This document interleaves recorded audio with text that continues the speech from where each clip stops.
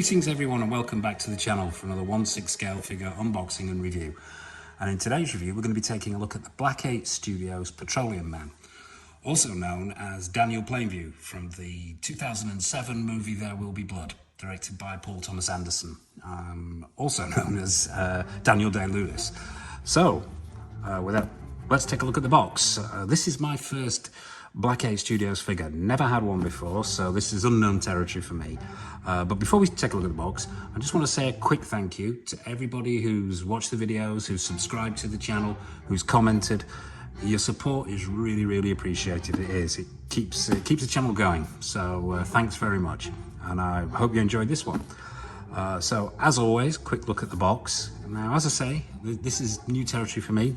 Black 8 Studios is a first time in my collection anyway. So without further ado, let's have a look at the box. Obviously across the front here it says Petroleum Man, so I am assuming unlicensed, although it is splattered with images of Daniel Day-Lewis. These aren't the figure, I can pretty much guarantee you that. But it's not a bad box, it does the job. Got a couple, as I say, very nice images of Daniel Day-Lewis here, one in the centre. There's the silhouette here looking at the oil rig, the derrick there. A little bit of a company logo on there. What we've got on the side, simple Black 8 Studios. This is where it gets a bit strange. When we get to the back here, you've got the usual warnings down the bottom here, and this rather unusual image here, which looks sort of like blood or oil coming down or blood going up. I'm not sure which, and I'm pretty certain this is not an image of Daniel Day-Lewis from that film. I don't remember a scene where he was bare-chested, blood or oil soaked, and carrying what looks like two knives. So I think a certain amount of artistic license there from Black 8 Studios on the rear of this box. But yeah, on the whole, packaging not bad at all. So as always, without further ado, let's go down onto the table, let's get the accessories out and take a look at everything it comes with. Okay, so here we are down on the table with the accessories that come with the Black 8 Studios Petroleum Man, and I suspect this is going to be the quickest accessories section I have ever done. As you can see, we are somewhat sparse in our accessories for this figure. Let's just hope the money's in the figure. There are two head sculpts that come with this figure, and I'm saving the second head sculpt for when we bring the figure out. So let's just take a brief look at the, as I say, the somewhat meagre accessories that we get with this figure. But before we begin, I'd just like to say I am personally a huge fan of the film There Will Be Blood. If you haven't seen it, I would recommend that you seek it out. It's, in my opinion, a classic movie. It really is, and I believe it garnered Daniel Day-Lewis a Best Actor Oscar the year after it was released in 2008, and it's up there on the screen. You can see why he well deserved that Oscar. But overall, just an epic piece of filmmaking. But that's enough of me and my film reviews. We're not here to review the film, we're here to review the figure. So what do we get? Let's start with the hands, as always. Hand fanatic, as you know. There are two sets here, and another pair on the figure, so you've got 6 hands in total. Let's have a close-up look at these. So yeah, as you can see, oil drenched, and as you probably gathered from if you've seen any promotional pictures of this figure, it's from the sequence in the film where the derrick explodes, where his son is deafened by the explosion, and Daniel Plainview is absolutely covered in oil. A majestic set piece in the film if you decide to seek it out. But so yeah, this explains the oil covered hands. But yeah, they're pretty well sculpted. There's some nice detailing there, multiple paintworks. You can see the veining and the bones in the hands themselves. The oil work is well done, and there's oil on all of these hands. There's no plain hands at all. But yeah, as you can see, I'll try and get close up there. Pretty impressive work there from Black 8 Studios. As I say, new to me, new company to me. I haven't, the first figure in my collection that comes from them, but so far so good. Hands are pretty good. Yeah, so let's try the flexibility test. Let's try that on this one. And yeah, pretty good. Yeah, not too soft, not too hard, the way I like it, as we all know. So good for posing. Yeah, so although there are no accessories other than this little thing lurking over here that could be used in the hands, I suppose you could always improvise, perhaps with this as well. So yeah, hands good. What else do we get? Well, we just mentioned this, so we get a very, very, very small black wooden pipe on 6 scale. I shall try and get some more light in here so you can get a better look at that. There we go. Yeah, very simple, as the pipe was in the film. Yeah, just a plain black wooden pipe. There is this rag which has got oil on it. There are oil marks on it. It's dirtied up. It's material. It feels somewhere between a dry baby wipe and a piece of cotton, if that makes any sense. But yeah, you can pose him holding this. And finally, the chair, the fold-out chair. This is made of wood. It's a light wood. It's painted black. Yeah, and it does what it says on the tin. Screw there, and it folds out. Once again, like the cloth here, it's been dirtied up, obviously to make it look oil stained. Very light piece, but yes, you can use this to pose him on as well. From the sequence in the film, he sits down and contemplates what the hell's going on after the derrick has caught fire and exploded. So yeah, that's it. Oh, apart from, obviously, let's talk about the stand. I almost forgot. Yeah, what we have here is a basic oval stand that we've all come to know and love. Sticker on the top, it says Petroleum Man in sort of an orangey colour there. There's a, well, I'm assuming it's meant to be an oily handprint on that sticker. Yeah, it is what it is. It's an oval base. I won't be using this. I'll be using another one of my custom stands that you've probably seen before in my previous videos. Not awfully impressed with this, but you know, that's this is what we come to expect from third-party figures. Yeah. So, oh yeah, and of course, obviously, the obligatory crotch grabber to go with it. So yeah, that's the accessories.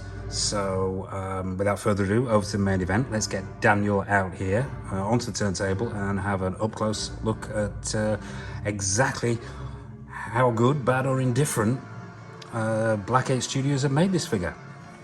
Okay, so here we are with Daniel Plainview. Out of the box, not posed, just straight out of the box and onto the stand and onto the turntable.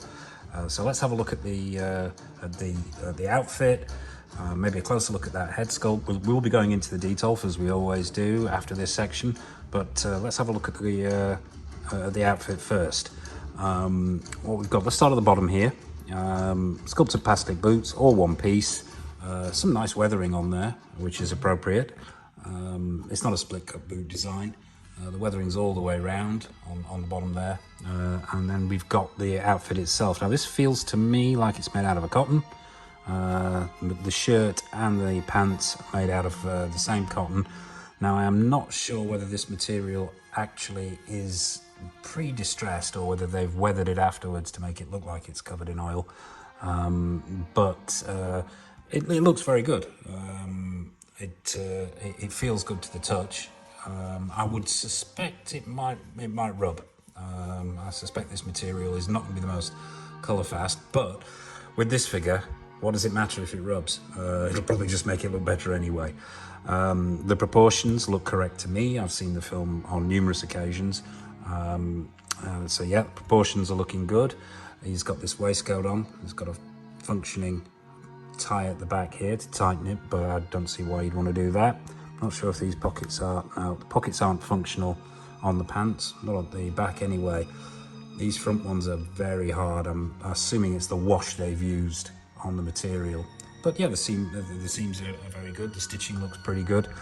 Underneath the waistcoat, there is the black shirt. There doesn't seem to be any, I'm assuming then that this isn't the way the material was made. It has actually been weathered after production, because the shirt on the inside doesn't have the same weathering. So I suggest leaving the waistcoat on. I think you can actually see that there as this revolves around, but I'll get it again. So, yeah, the shirt underneath is not weathered the same way the collar is and the sleeves are. So yeah, it's been pre-weathered with paint applications.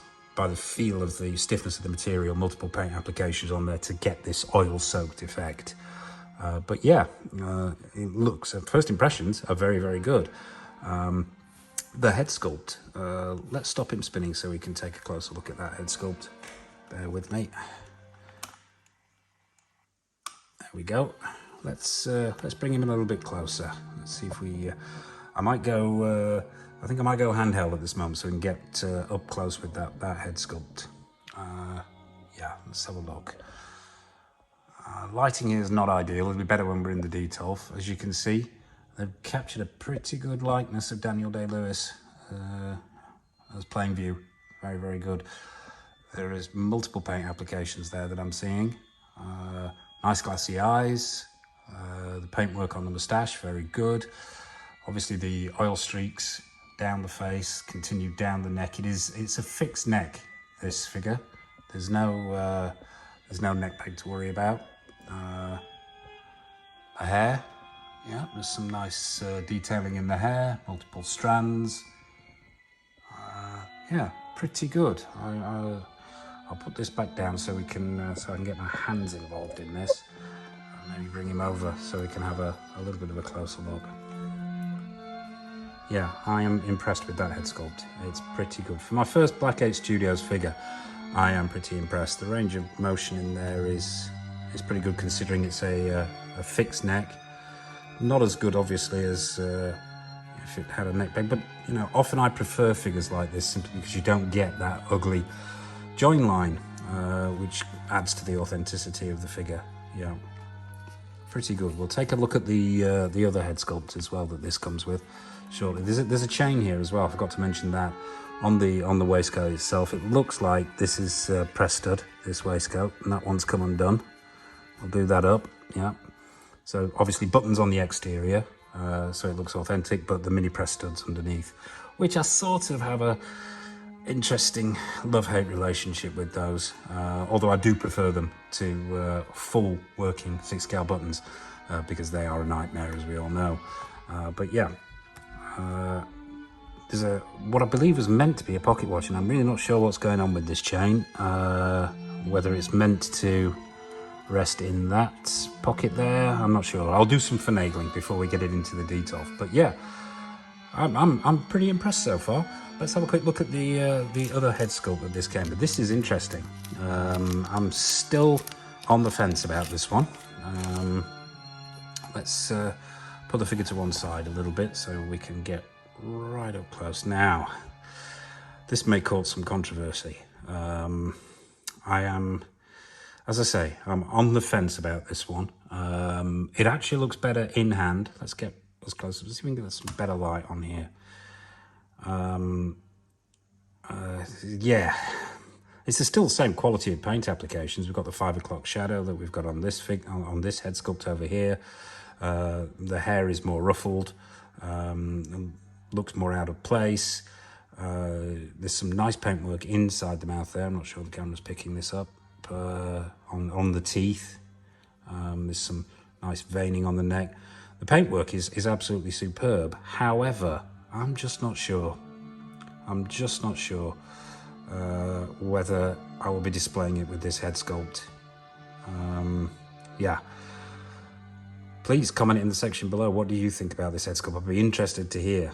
I'm still on the fence. I'm pretty certain at this point in time I won't be displaying it with this one. But yeah, you do have that option if you like the maniacal, just had a stroke look.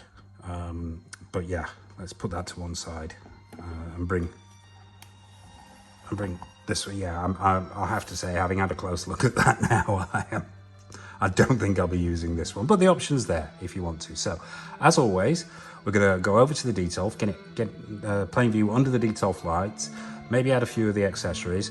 I'm not going to be using that base, as I mentioned. I'm going to be using one of my usual custom bases, but let's get him over to the detail and take a look at what he looks like when he's displayed. Okay, so here we are over in the detail. We've got him in a quick pose. Got him on the base. I will probably be using to display him with. I'm not decided as of yet. I decided to use the chair in the pose simply because they're so limited in the accessories. And I've seen a few promo pictures of him in the chair, so I thought I'd give it a shot. And it is not as easy as it looks, trust me. That chair is not really the right size, so he is actually precariously balanced on there. And also as well, because this costume is actually, this outfit is quite tight, when you do try and get him in a sitting pose like this, the trousers will not cooperate around the back, and it will drop down, so you've got to be really careful if you're planning on putting him in a sitting pose. But first impressions in the shelf are, yeah, very good indeed. Excellent shelf presence. Let's get a bit closer on that head sculpt, because we really didn't get a good look when we were down on the table there. And I think this is really what elevates this figure, is the actual head sculpt. I think that is actually, under these lights, that is stunning. It really, really is. The multiple paint applications, there's even some wet effect there within that black streaking. Various layers of oil, marks, continue down the neck. Yeah, the head sculpt, apart from that second one, I believe really, really elevates this to something quite special. The body, while I was trying to get him in this pose, the articulation, it's okay. It's not brilliant. It's not the most expensive body in the world, but it does the job. I like the outfit. The outfit is pretty screen accurate from the exploding derrick scene. The overall, yeah, the body and the tailoring are pretty good. But as I say, what really sets it off for me is that head sculpt. And I'm not sure whether this is an original. Is this a recast? I don't know. As I say, Black 8 Studios are a new territory for me. But so far, I'm liking what I see. I'm not sure I'll be keeping him in this pose. Although I'm growing to like it the more this video goes on. But yeah, there you have it. That's the Black 8 Studios Daniel Plainview, or Petroleum Man as they're calling him, the unlicensed figure from the film There Will Be Blood.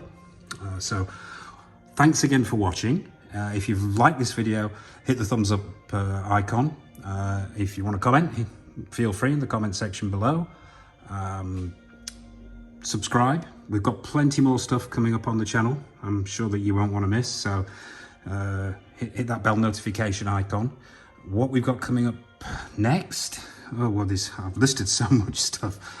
Hopefully what will be coming up next will be either the Tech Noir Terminator, the Hot Toys Tech Noir Terminator, or the Hot Toys Blade 2 figure, whichever arrives first. Both of these are new old figures, in as much as they are new, but they're old.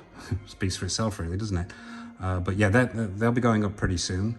So yeah, please stay tuned and like, comment, subscribe as always. So all it remains for me to say, from me and from Daniel Plainview, happy collecting, look after yourselves, and see you next time.